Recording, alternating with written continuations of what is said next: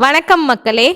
பேரூர் திருத்தலத்தில் பட்டீஸ்வர பெருமானை தரிசித்தவர்களுக்கு மறுபிறப்பும் இல்லை, ஆன்மீகமான மரணமும் இல்லை என்பதை உணர்த்துவதற்காக இங்கு இரவா பனை மரத்தையும் பிறவா புளிய மரத்தையும் தோன்றச் செய்திருக்கின்றார் ஈஸ்வரன் என்று சொல்லுகின்றனர் நமது பெரியோர்கள்.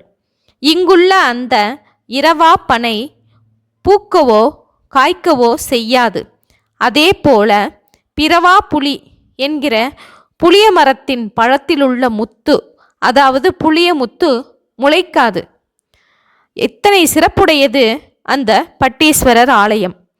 இங்குதான் ஆதிசங்கரர் தமது அன்னையின் அஸ்தியை கொண்டு வந்து இங்கு ஓடும் காஞ்சி நதியில் கரைத்திருக்கின்றார் என்று சொல்லுகின்றார்கள். ஓகே மக்களே, மீண்டும் புதிய செய்தியுடன் சந்திப்போம்.